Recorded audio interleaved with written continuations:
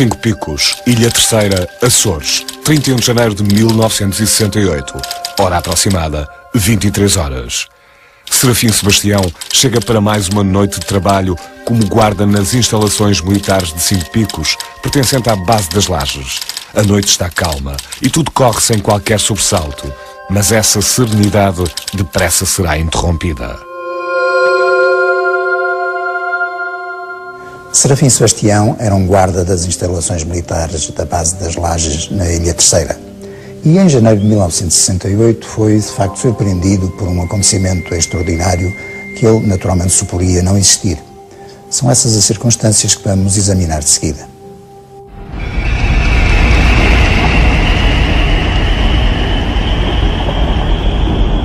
Passavam alguns minutos das 11 horas da noite, quando Serafim Sebastião, guarda nas instalações militares de Cinco Picos, pertencente à base das Lajes, chegou ao seu posto de trabalho. Naquela noite era da sua responsabilidade vigiar o paiol de munições da base. A noite estava calma e, para passar o tempo, Serafim ligou o rádio para ouvir o relato do jogo de futebol Setúbal Sporting.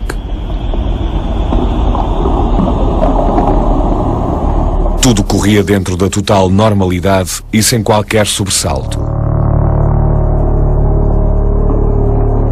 Até que, subitamente, o rádio de Serafim deixou de transmitir o que quer que fosse. Intrigado, o guarda tentou, em vão, pôr o rádio a funcionar, mas este deixou mesmo de emitir qualquer som. Estava Serafim a tentar perceber o que se havia passado com o rádio e qual o motivo da sua avaria, quando de repente um misterioso e inexplicável zumbido invadiu toda aquela zona. Atordoado por aquele misterioso ruído, resolveu sair do seu posto e ir até ao exterior para ver se conseguia perceber qual a origem daquele estranho som.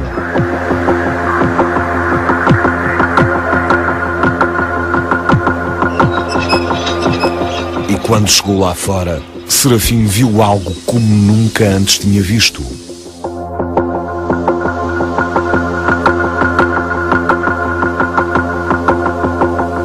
Um misterioso e insólito objeto voador aproximava-se lentamente do paiol de munições. Por mais que tentasse descodificar do que se tratava, não conseguia perceber a origem daquela estranha aeronave. E, alarmado com a situação, o guarda regressou para dentro do seu posto e telefonou imediatamente para a base das instalações militares, comunicando a aproximação do insólito objeto.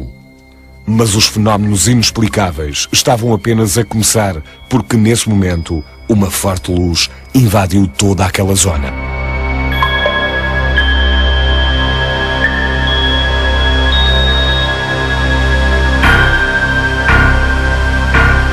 Cada vez mais atónito e nervoso com a situação que estava a viver, Serafim caminhou novamente para o exterior. E foi então que o guarda percebeu de onde provinha aquela forte luminosidade. Lá fora, o estranho objeto voador pairava sobre o paiol de munições, incidindo sobre este um fortíssimo feixe luminoso. Era um objeto metálico, de forma oval, e culminava numa torre de vidro na parte superior. A rodear a torre de vidro, uma espécie de varandim. Nunca antes Serafim tinha visto tal coisa, e cada vez mais abalado com o inexplicável acontecimento, correu novamente para dentro do seu posto. Com curiosidade em desvendar todos os detalhes do incrível objeto voador, o guarda pegou na sua lanterna e saiu mais uma vez para o exterior. Foi então que, ao apontar a lanterna para a insólita aeronave, Serafim apercebeu-se de algo verdadeiramente extraordinário. No interior da nave estavam 4 seres, 2 aos comandos desta e outros 2 no varandim da parte superior da nave. Antes que o guarda tivesse tempo de reação, uma estranha poeira levantou-se do chão, fazendo com que o guarda caísse inanimado.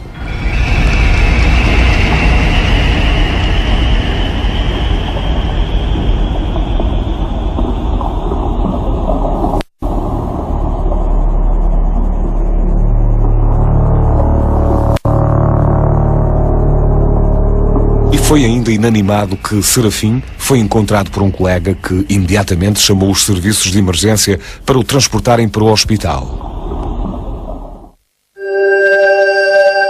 Nos dias seguintes ao insólito avistamento de Serafim Sebastião ser divulgado, foi notícia nas páginas de vários jornais locais.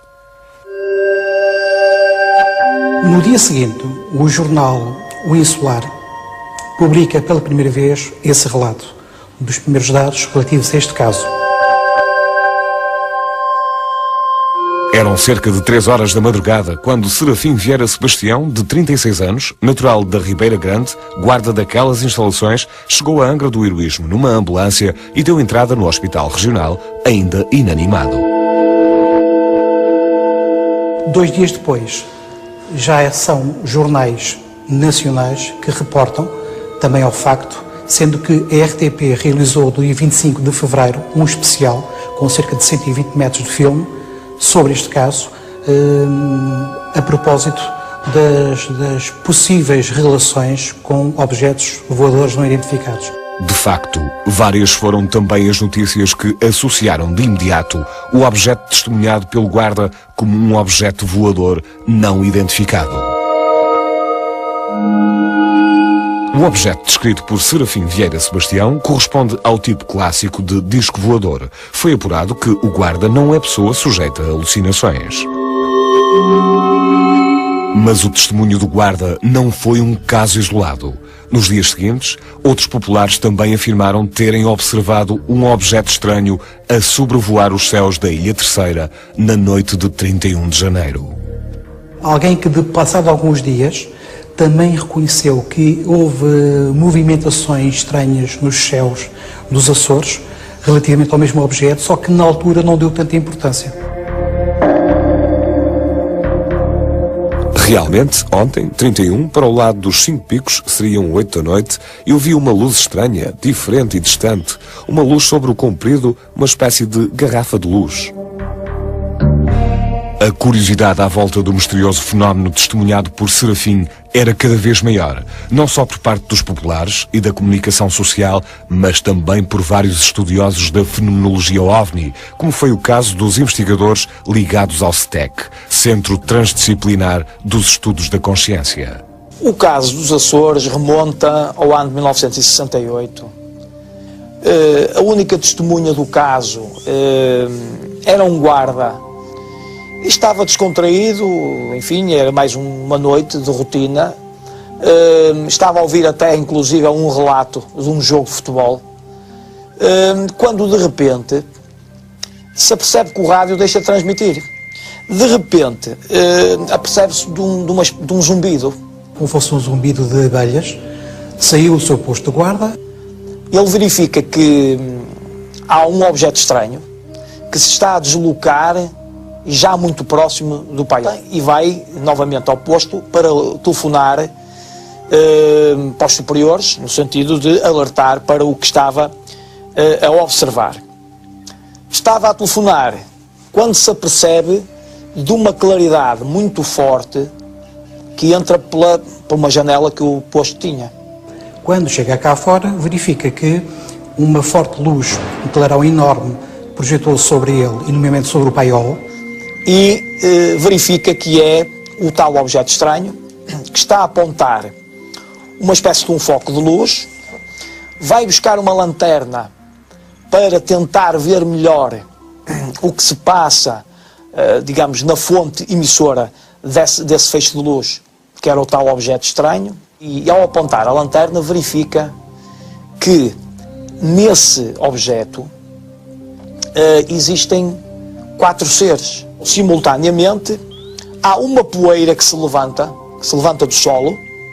Após o qual começa um processo de desmaio. Ele depois já dá conta de si no hospital, e no hospital é registado que ele ainda não estava de posse das suas capacidades mentais, porque não conseguia articular um pensamento. Portanto, ele não falava quando deu a entrada e ouvia muito mal.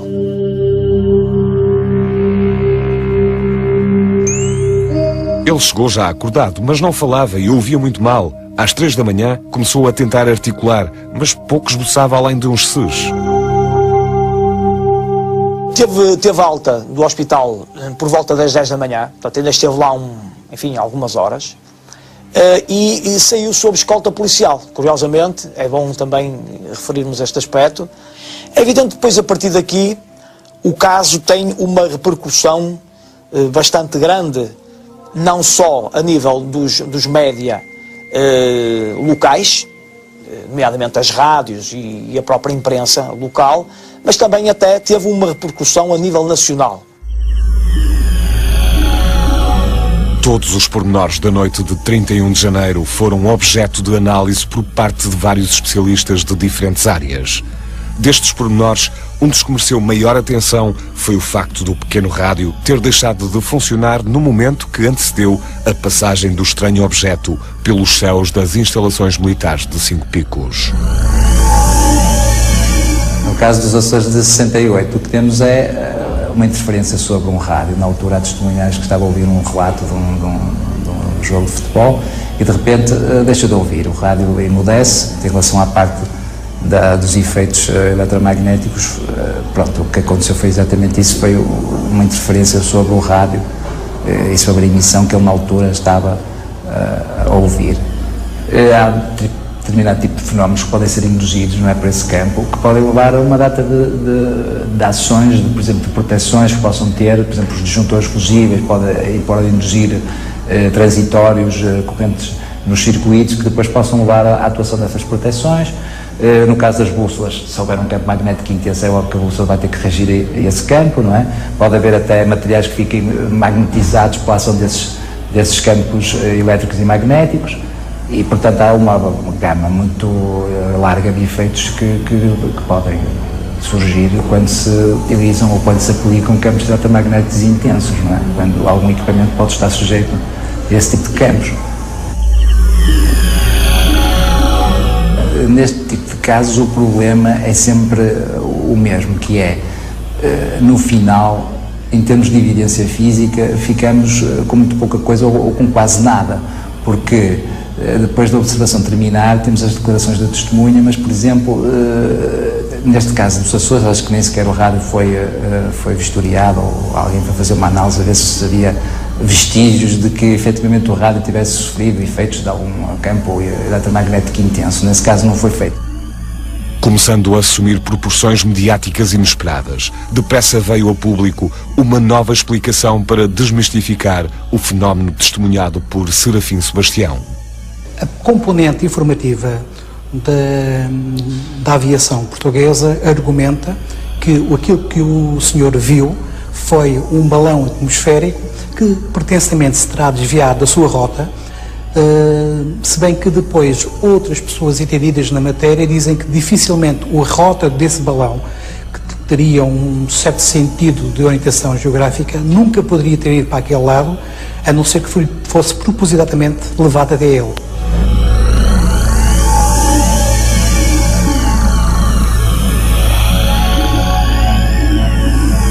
O Diário Insular, entretanto, na sua edição de hoje, explicou que ontem havia sido lançado do aeroporto das Lajes um balão meteorológico com diversa aparelhagem elétrica, levado pelo vento precisamente para a zona central da Ilha Terceira, onde se situam as instalações militares citadas. Sobre estas passam fios de alta tensão, onde se deve ter formado um campo de eletricidade estática que poderá ter assombrado o guarda.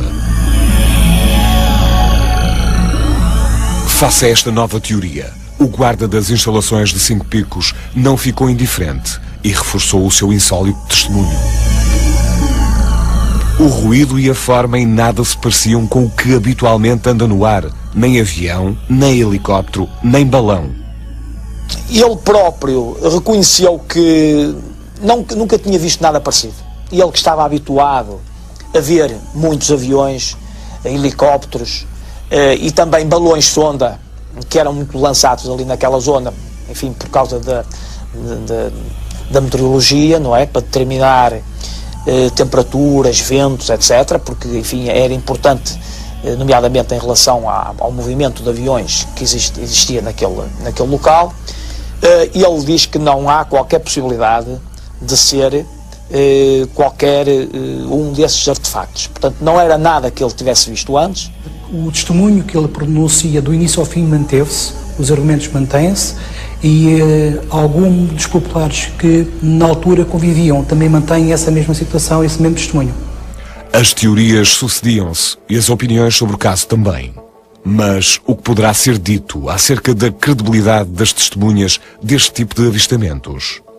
A veracidade dos relatos, na minha perspectiva, só deve ser posta em causa quando nós também temos evidências suficientes para saber que estamos perante alguém que nos quer enganar e o que quer é dar nas vistas. Aliás, um dos elementos que por vezes dá credibilidade ao discurso da testemunha é o facto da manutenção desse discurso independentemente da época e do lugar. Ou seja, o senhor sempre argumentou que viu um objeto voador metálico de forma esférica, como ele diz, ligeiramente com uma zona de uma arcada na parte superior em vidro, com 2 seres fora e 2 seres dentro da própria nave, e esse testemunho manteve-se sempre, esse e o restante. Pode-se dar, inclusive, a situação de que mesmo no hospital, e mesmo quando ele depois foi interrogado pelas forças de autoridade, porque na altura a polícia quis saber mais dados sobre o que é que ele tinha visto realmente naquela noite do dia 31 de janeiro, e ele manteve, quer o argumento, quer os elementos que tinha pronunciado no início, manteve-os sempre na mesma bitola. A noite de 31 de janeiro de 1968 tornara-se num caso raro de mediatização. Mas Serafim Sebastião, tentando afastar-se de todas as polémicas geradas à sua volta, fez então os seus últimos depoimentos. Pouco me importa que acreditem ou não. Deixem-me em paz. Estou farto disto. As pessoas que julgam ter, de um modo ou do outro, presenciado ou ter sido objeto de uma manifestação qualquer deste tipo de fenómenos, não se sentem bem. E não se sentem bem, nomeadamente, porque não sabem a quem relatar, têm medo de cair no ridículo, quando não têm medo de até rótulos muito mais gravosos. Portanto, há uma coisa que para nós é clara: isto afeta a vida das pessoas. Até hoje, o mistério do avistamento do guarda permanece. O que teria realmente visto o Serafim Sebastião a pairar sobre o paiol de munições da base militar das Lajes?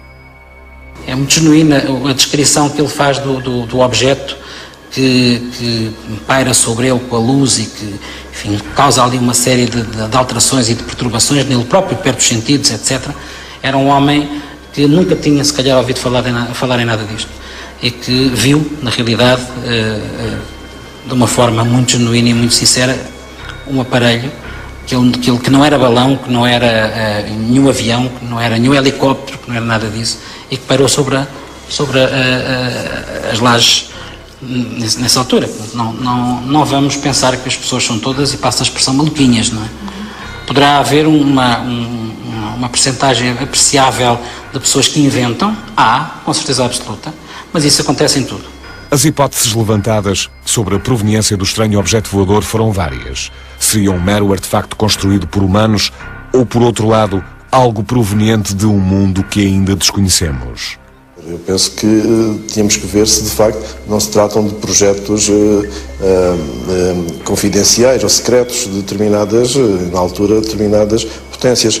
Tudo isto é muito complicado, até porque temos muito poucos dados, porque muitas destas situações são controladas pelos Ministérios da Defesa, não é? Por programas que estão sob o patrocínio do Ministério da Defesa, e muitas vezes, inclusive as últimas gerações de determinados aviões bombardeiros, que durante muito tempo se pensou que de facto eram OVNIs, quer dizer, não é? Que é, de facto, enfim, eu acho que está interrogado, não é? Devemos iniciar uma interrogação e, sobretudo, devemos ter uma maior, algum cuidado quando analisamos esses casos, não é? E julgo que isso é uma situação que, de alguma maneira, pode comprometer qualquer tipo de investigação, não é? Por não haver provas que consigam finalmente classificar insólito objeto que pairou sobre as instalações militares de Cinco Picos, o fenómeno testemunhado por Serafim Sebastião permanece, até hoje, classificado como OVNI, objeto voador não identificado. Acho que devemos continuar a ter a humildade para dizer sabemos muito pouco disto. Mas, por outro lado, o bom senso para não dizermos é impossível. Podemos dizer que é improvável. Ou não é explicável por agora. Vamos arrumar ali na estante das coisas que têm explicação. Agora dizer, não é impossível. É impossível, pronto, acabou. Acabou, ficamos muito melhores, não? Eu acho que não.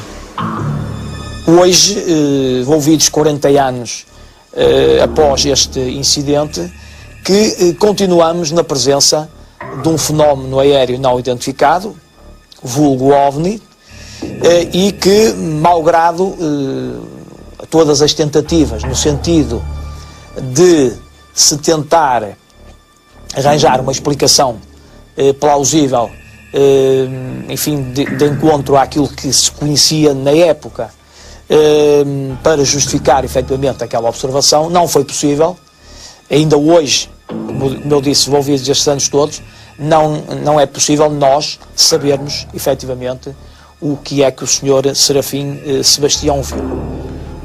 O importante é nós termos um profundo respeito pelo pouco que sabemos e uma profunda consciência do muito que ainda nos falta saber. Homem ingênuo e genuíno, o discurso deste homem simples traduz de facto uma realidade inesperada. Por aquilo que se soube, por aquilo que foi descrito e narrado, inclusive na imprensa da época, que tivemos aliás a oportunidade de ver, o que fica como registro é que este caso dos Açores ficou inscrito como representante do nosso país no famoso projeto Livre Azul, organizado pela Força Aérea Americana para documentar as ocorrências de objetos aéreos não identificados.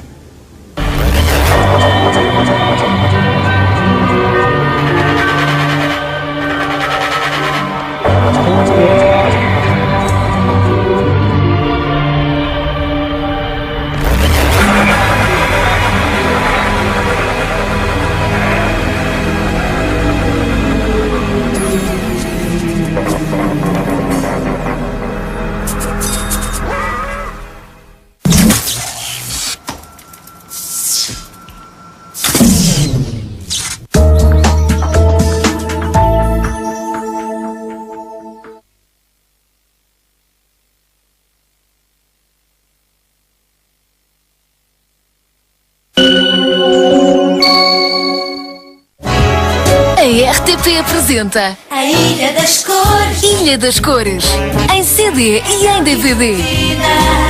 Aprende e brinca com as músicas e os vídeos das letras e abecedários.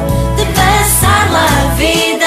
Ilha das Cores, um CD e um DVD muito divertidos. O rebanho mais divertido de sempre. E tudo corre sem qualquer sobressalto, mas essa serenidade depressa será interrompida. Serafim Sebastião era um guarda das instalações militares da base das Lajes na Ilha Terceira. E em janeiro de 1968 foi de facto surpreendido por um acontecimento extraordinário que ele naturalmente suporia não existir. São essas as circunstâncias que vamos examinar de seguida.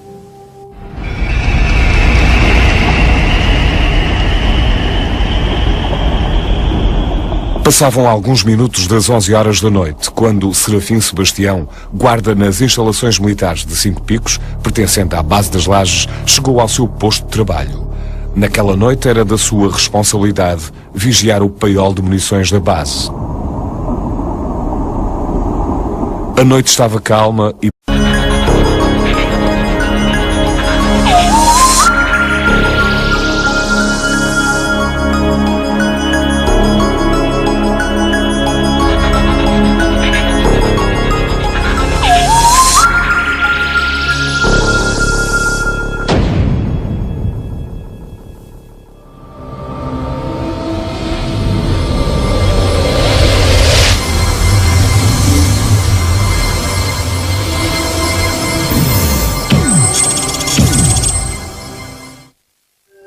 Cinco Picos, Ilha Terceira, Açores, 31 de janeiro de 1968, hora aproximada, 23 horas.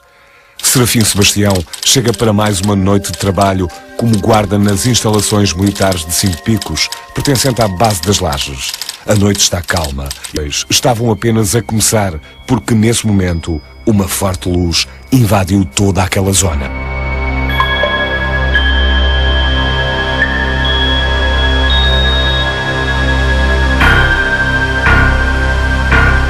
Cada vez mais atónito e nervoso com a situação que estava a viver, Serafim caminhou novamente para o exterior. E foi então que o guarda percebeu de onde provinha aquela forte luminosidade.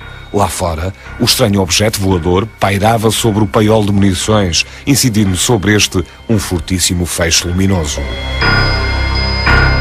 Era um objeto metálico, de forma oval, e culminava numa torre de vidro na parte superior. A rodear a torre de vidro, uma espécie de varandim.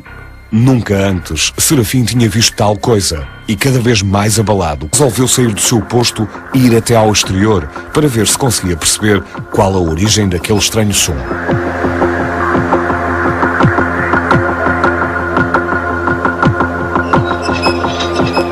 E quando chegou lá fora, Serafim viu algo como nunca antes tinha visto.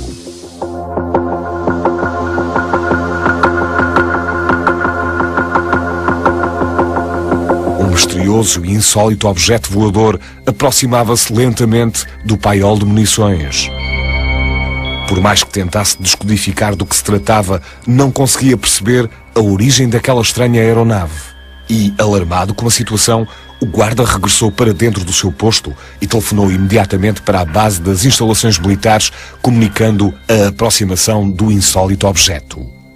Mas os fenómenos inexplicáveis. Para passar o tempo, Serafim ligou o rádio para ouvir o relato do jogo de futebol Setúbal Sporting.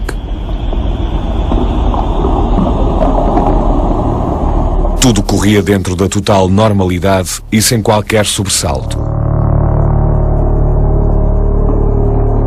Até que, subitamente, o rádio de Serafim deixou de transmitir o que quer que fosse. Intrigado, o guarda tentou, em vão, pôr o rádio a funcionar, mas este deixou mesmo de emitir qualquer som.